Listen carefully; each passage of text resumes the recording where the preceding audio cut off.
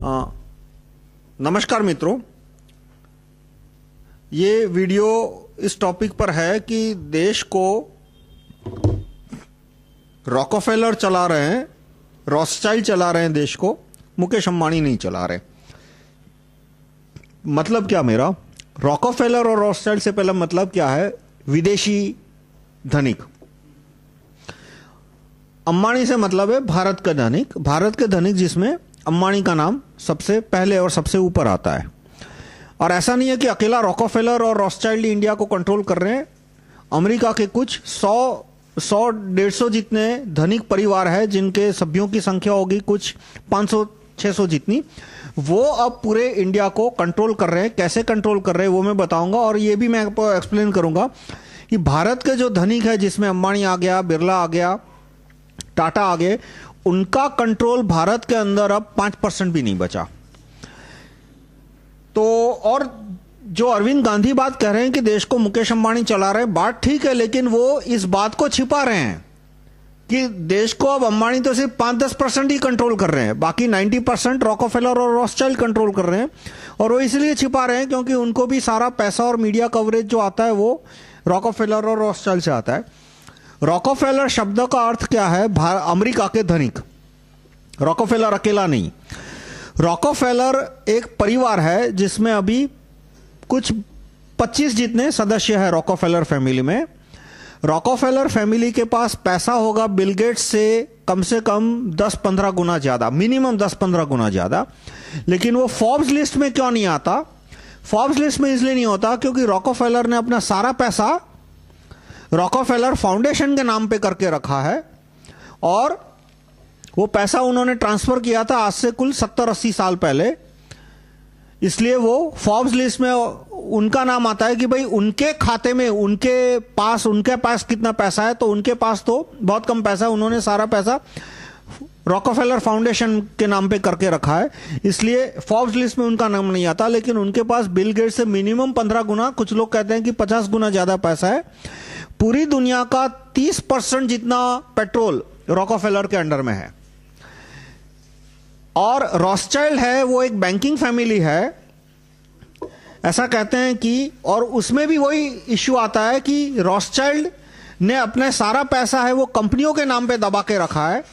वो कंपनियों के पास बैंकों का शेयर है, लेकिन वो जो बैंक होल्डिंग कंपनी, आप गूगल करो बैंक होल्डिंग कंपनी, तो बैंक होल्डिंग कंपनियां सारी प्राइवेट कंपनी है और उसका मार्केट में ट्रेडिंग नहीं होता, तो उसका वैल्यूएशन करने का कोई ठोस तरीका नहीं है, इसलिए वो जानबूझ के उसका अंडर वैल्यूएशन करते हैं। और इसलिए फोर्ब्स लिस्ट में भी रॉथस्चाइल्ड का नाम नहीं आता। लेकिन रॉथस्चाइल्ड के पास ऐसा कहते हैं कि दुनिया के पास जितने बैंक है, यूरोप के और अमेरिका के जितने बैंक है, उसमें से 30% से लेकर 50% बैंक वो रॉथस्चाइल्ड फैमिली के पास है। अमृत्य कुमार सेन की जो सेकंड वाइफ है वो भी मेरे ख्याल से रॉथस्चाइल्ड फैमिली से है, मतलब वो काफी पहुंची हुई फैमिली है। तो अब ये मैं आपको कुछ एग्जांपल दूंगा ये साबित करने के लिए कि भारत में अब रॉकफेलर और रॉथस्चाइल्ड का बोलबाला है, भले उनका नाम फ्रंट में नहीं आता, और असली पावर भी वही है कि कंट्रोल करो लेकिन नाम फ्रंट में ना आए। और अंबानी के हाथ में अब खास कंट्रोल नहीं बचा। तो एक एग्जांपल मैं आपको दूंगा लार्सन एंड टब्रो के टेक ओवर का। लार्सन एंड टब्रो को टेक ओवर करने की कोशिश की थी धीरूभाई अंबानी, मुकेश अंबानी, अनिल अंबानी, तीनों ने मिलके 90s में, मैं एग्जैक्ट साल भूल गया, 95 के आसपास था।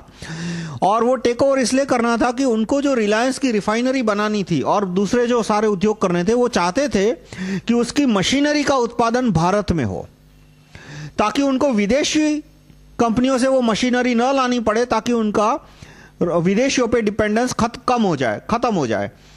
तो अब पूरी एक नई कंपनी खड़ी करना जो इसमें इतनी सारी मशीनरी बनाने की कैपेबिलिटी हो, वो तो उसमें तो बरसों लग जाएंगे। इसलिए उन्होंने तय किया कि लार्सन एंड टब्रो को टेक ओवर कर लेते हैं। यदि लार्सन एंड टब्रो को टेक ओवर करने में वो सफल होते तो आज रिलायंस रिफाइनरी विदेशी मशीनों पे चलती है वो नहीं होती, वो Bharat made in India machinery पे चल रही होती, जो कि एक तरह से भारत के लिए अच्छा था। मतलब उसके ऊपर भारत की सरकार का कंट्रोल रहना चाहिए, पर वो मशीनरी पूरी की पूरी मेड इन इंडिया होती तो भारत के लिए ज्यादा फायदेमंद था।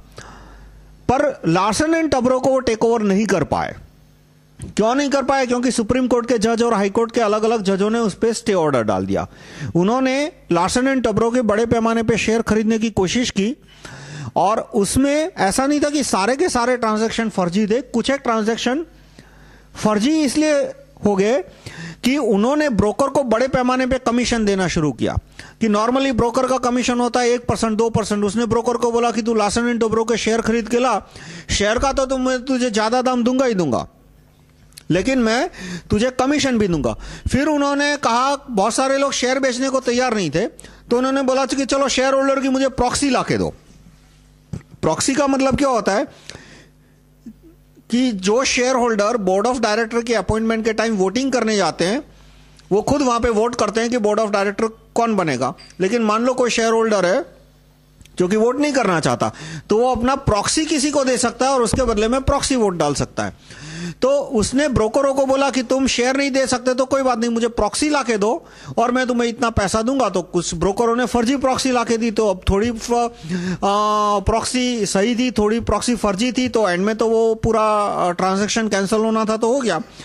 पर उन्होंने सुप्रीम कोर्ट के जज और हाई कोर्ट के जजों को काफी रिश्वत देने की कोशिश की, लेकिन वो सफल नहीं हो पाए। क्यों? क्योंकि रॉकफेलर नहीं चाहता था कि रिलायंस के रिफाइनरी की मशीनरी मेड इन इंडिया हो, क्योंकि वो मेड इन इंडिया होगा तो भारत का जो पूरा पेट्रोलियम रिफाइनरिंग का बिजनेस है वो रॉकफेलर के हाथ से निकल जाएगा। रिलायंस की जो रिफाइनरी है जामनगर की, वहां पे अधिकतर मशीनरी आती है शेवरॉन, डुपॉन्ट, ये सारी कंपनियां देती है, जो कि सारी रॉकफेलर की कंपनी है।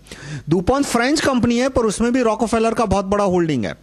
और दूसरे अमेरिका के धनिक, यानी रॉकफेलर यानी दूसरे अमेरिका के और यूरोप के धनिक, अकेला रॉकफेलर नहीं कर रहा, जैसा मैंने आपको पहले बताया। तो रिलायंस लार्सन एंड टर्बो को टेक ओवर नहीं कर पाया। वो साफ साफ बताते कि आज की बात नहीं है, 1990s में भी कंट्रोल रिलायंस के मतलब भारत के धनिकों के हाथ में से निकल के रॉकफेलर के हाथ में आ गया था। उसके बाद आता है फॉरेन मीडिया की भारत में एंट्री। आप मान लो रॉकफेलर, आप मान लो मुकेश अंबानी की कुर्सी पे बैठे हो, तो क्या आप चाहोगे कि भारत में रॉकफेलर आके अपनी न्यूज चैनल खोले, भारत में रॉकफेलर आके अपनी एंटरटेनमेंट चैनल खोले, ताकि उसका सोसाइटी पे, पॉलिटिक्स पे उसका प्रभाव बढ़ जाए? क्या आप मान लो आप मुकेश अंबानी की कुर्सी पे बैठे हो, तो क्या आप चाहोगे कि रॉकफेलर के आदमी यहाँ पे अखबारों में बड़े पैमाने पे इन्वेस्टमेंट करे, भारत में आके अपने अखबार चलाए? आप नहीं चाहोगे, क्योंकि उसमें आपका नुकसान है और विदेशी का फायदा है। तो भारत के जितने भी धनिक है, उन्होंने भारत में विदेशी मीडिया को आने घुसने न देने की काफी कोशिशें की, लेकिन उनकी एक नहीं चली। मिनिस्टरों ने विदेशी मीडिया को, विदेशी टीवी चैनल है, विदेशी न्यूज चैनल है, जैसे स्टार न्यूज पूरा का पूरा विदेशी है, सोनी की पूरा विदेशी है, जी में भी विदेशियों का काफी इन्वेस्टमेंट है, उनको ये विदेशी कंपनियों को आने देना पड़ा। एंटरटेनमेंट में भी आने देना पड़ा, वायाकॉम, एमटीवी, ये सारी विदेशी कंपनियां एंटरटेनमेंट कंपनी के स्वरूप से आई, और न्यूज चैनल में भी आने देना पड़ा। फिर ये स्टार न्यूज है, बीबीसी, इन सब न्यूज चैनल को आने देना पड़ा। इतना ही नहीं, विदेशी कंपनियों को भारत के अखबारों में भी इन्वेस्टमेंट करने की छूट देनी पड़ी बड़े पैमाने पे। इससे यह स्पष्ट होता है कि भारत के धनिक, फिर वो अंबानी हो, बिरला हो, टाटा हो, कोई भी हो, उनका अब कंट्रोल नहीं रहा, कंट्रोल है वो रॉकफेलर के हाथ में चला गया। तीसरा एग्जांपल मैं आपको दूंगा, वॉलमार्ट की एंट्री। रिलायंस भारत में बड़े पैमाने पे सुपरमार्केट का बिजनेस करना चाहता है, वो तो दिख रहा है, रिलायंस फ्रेश, रिलायंस हाइपरमार्ट, बहुत सारे मॉल आपको दिखेंगे रिलायंस के। तो अब वॉलमार्ट आएगा तो रिलायंस का नुकसान है।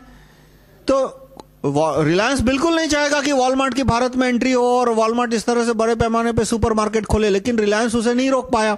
वॉलमार्ट आ गया, उसने जो भी मिनिस्टरों को पैसा देना था, एमपी ने बिगिनिंग में उसका अपोज किया, ममता बनर्जी ने अपोज किया, लालू यादव ने अपोज किया, मुलायम यादव ने अपोज किया, लेकिन एंड में क्या हुआ, कांग्रेस ने तो बिगिनिंग से ही सपोर्ट किया था।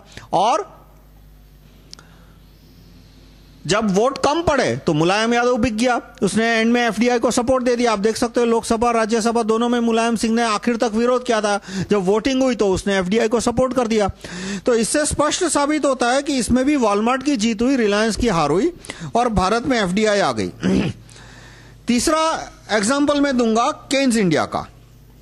केन्स इंडिया करके एक पेट्रोल एक्सप्लोरेशन और एक्सट्रैक्शन कंपनी है, मतलब जमीन में से पेट्रोल निकालने का काम करती है। वो रिफाइनिंग का काम नहीं करती, वो जमीन में से पेट्रोल निकालने का काम करती है। तो और एक्सप्लोरेशन का कि यानी यहां पे ढूंढना कि भाई कहां कितना पेट्रोल है। तो रिलायंस क्यों चाहेगा कि कोई विदेशी कंपनी आके भारत में इस तरह से बड़े पैमाने पे पेट्रोल निकालने का काम शुरू करे? उसका तो धंधा कम हो गया, उसका तो ये पोटेंशियल बिजनेस अपॉर्चुनिटी है वो कम हो गई।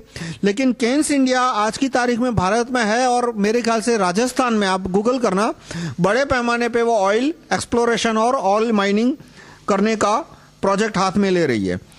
और फाइनली मैं एग्जांपल दूंगा कि जब अरविंद गांधी ने रिलायंस के खिलाफ बोला, और वो जो बोला वो ठीक बोला, पर उन्होंने आधी बात ही बोली। आप देखो, उन्होंने रिलायंस के खिलाफ उन्होंने कहा कि रिलायंस ने जयपाल रेड्डी की ट्रांसफर कराई। कैसे कराई? उन्होंने ये नहीं कहा कि उस रिलायंस ने मनमोहन सिंह को पैसा दिया, या तो सोनिया गांधी को, सुरपंखा गांधी को पैसा दिया, मनमोहन सिंह को पैसा, दो में से एक को तो पैसा देना ही होगा ना भाई, फोकट में क्या ट्रांसफर करेंगे।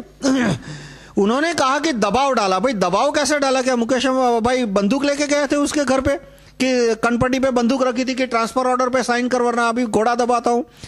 तो दबाव, कोई उद्योगपति प्रधानमंत्री को रिश्वत दे सकता है, दबाव नहीं डाल सकता। ये उन्होंने क्यों आधा झूठ बोला? देखो, वो किसको बचाना चाहते हैं? वो मनमोहन सिंह को बचाना चाहते हैं, क्योंकि मनमोहन सिंह रॉकफेलर का आदमी है, सोनिया गांधी वेटिकन की और रॉकफेलर है। तो ये नहीं कहा कि मुकेश भाई ने इनको रिश्वत दी, उन्होंने कहा कि मुकेश भाई ने जयपाल रेड्डी की ट्रांसफर करे, क्योंकि जयपाल रेड्डी है वो रॉकफेलर यानी केन्स इंडिया और ये विदेशी कंपनियों के फेवर में डिसीजन ले रहा था। तो जाहिर है मुकेश अंबानी ने उसकी ट्रांसफर कराने के लिए अलग अलग मंत्रियों को पैसा दिया, सांसदों को पैसा दिया, और सांसदों ने मनमोहन सिंह को बोला कि इसकी ट्रांसफर करो वरना हम आपका सपोर्ट वापस खींच लेंगे, जो दूसरे पार्टियों का ट्रांसफर है। इसलिए मनमोहन सिंह को उनकी ट्रांसफर करनी पड़ी। मतलब मनमोहन सिंह को पैसा नहीं दिया था मुकेश भाई ने, मुकेश भाई ने पैसा दिया था सांसदों को। मनमोहन सिंह तो पैसा सिर्फ विदेशी कंपनियों से ही लेते हैं। पर इस तरह से उनकी ट्रांसफर ली तो तुरंत अरविंद गांधी हरकत में आ गए। तो लेकिन उन्होंने कहीं यह नहीं बताया कि भारत को अब रॉथस्चाइल्ड और रॉकफेलर कंट्रोल कर रहे हैं। उन्होंने सिर्फ इतना ही कहा कि भारत को अंबानी कंट्रोल कर रहे हैं, जो बात उनकी ठीक नहीं है। अंबानी का जो कंट्रोल है वो गलत है और वो कम होना चाहिए, और इसलिए तो ये right to recall PM, right to recall petroleum minister की, यदि भारत के नागरिकों के पास right to recall petroleum minister होता तो जयपाल रेड्डी जैसे भ्रष्ट हो या मुरली देवरा जैसे भ्रष्ट को निकाल के किसी अच्छे आदमी को रख देते, और जो किसी प्राइवेट कंपनी का, विदेशी हो या देशी, उसकी और पक्षपात नहीं करता और भारत के नागरिकों को पेट्रोल की रॉयल्टी पहुंचाता है। लेकिन उन्होंने सिर्फ इतना ही कहा कि मुकेश अंबानी क्रिमिनल यानी मुकेश अंबानी गलत आदमी है, ये कहा। उन्होंने रॉकफेलर और रॉथस्चाइल्ड को एक्सपोज करने की कोशिश नहीं की। उन्होंने ये भी नहीं कहा कि मुकेश अंबानी ने कांग्रेस के या दूसरे सांसदों को रिश्वत दी थी और वो रिश्वत की वजह से जयपाल रेड्डी की ट्रांसफर कर। उन्होंने जानबूझ के गलत पिक्चर खड़ा किया कि मुकेश अंबानी ने दबाव डाला था, जैसे कि मान लो उन्होंने कनपट्टी पे बंदूक रखी हो। अब अंत में आता है, मैं आपको साबित करूंगा कि किस तरह से मुकेश भाई कमजोर आदमी है कि उन्हें अखबार को नोटिस भेजनी पड़ी। यदि आदमी में ताकत है तो वो सीधा फोन करके ही धमकाएगा, वो नोटिस भेजेगा ही नहीं। भाई कानून की नोटिस किसे भेजनी पड़ती है? जो थोड़ा कमजोर आदमी हो। जो शक्तिशाली आदमी है वो तो फोन करता है, या तो फोन नहीं, उसको अपनी ऑफिस में बुला के धमकाएगा। फोन भी नहीं करेगा, उसको ऑफिस में आने को कहेगा, ऑफिस में बुला के उसको धमकाएगा, और उसकी धमकी पे न्यूज चैनलों को कवरेज बंद करना पड़ता। पर क्यों लीगल नोटिस भेजनी पड़ी? क्योंकि ये जितने चैनल है, स्टार वगैरह, ये अधिकतर न्यूज चैनल वो विदेशियों के कंट्रोल में है। इसलिए उसने, हो सकता है कि पर्सनली बात करने की कोशिश की हो तो उनकी बात नहीं मानी होगी, इसलिए उसको कायदे से नोटिस भेजनी पड़ेगी बड़ी। तो ये 5 चीजें मैं आपको एक्सप्लेन करूंगा कि एक तो एल&टी को अंबानी टेक ओवर नहीं कर पाए। क्यों नहीं कर पाए? क्योंकि जो विदेशी कंपनियां थी वो नहीं चाहती थी कि रिफाइनरी सारी रिफाइनरी की जो मशीनरी है वो भारत की कंपनियां बनाए। और दूसरा मैंने बताया कि फॉरेन मीडिया का भारत में आना, फॉरेन मीडिया का भारत में आना भी इस बात का ये स्पष्ट करता है कि भारत के धनिकों का अब कंट्रोल नहीं बचा, और वॉलमार्ट जो आ गई वो भी ये स्पष्ट करता है कि इसमें अंबानी का नुकसान है, विदेशी कंपनियों का फायदा है, और वो कंपनियां अब भारत में आ रही है। तो मैं आप लोगों से रिक्वेस्ट करूंगा कि आप अरविंद गांधी और उनके आदमियों को कहिए कि वो एक वीडियो बनाए जिसमें अरविंद भाई विदेशी कंपनियां रॉथस्चाइल्ड, रॉकफेलर वगैरह किस तरह से भारत को कंट्रोल करती है वो बताए, और उसमें यह भी बताए कि जो भारत के एनजीओ है जैसे कबीर फाउंडेशन और बहुत सारे, उनको भी रॉकफेलर से खूब पैसा आता है। फोर्ड फाउंडेशन है वो रॉकफेलर का चचेरा भाई हुआ, वो अमेरिका के धनिक है, वो एक मिलके लूटते हैं जहां भी जाते हैं। तो ऐसा नहीं है कि रॉकफेलर अकेला जाता है, रॉकफेलर भी जाएगा, फोर्ड भी जाएगा, सब एक मिलके लूट करते हैं। और विदेशी है वो एनजीओ को भी कंट्रोल करते हैं, जैसे फोर्ड फाउंडेशन है वो भारत के एनजीओ को कंट्रोल करता है, और इसके द्वारा वो भारत के कार्यकर्ता जो है, कार्यकर्ता नेता जैसे अरविंद गांधी वगैरह, उनको कंट्रोल करता है।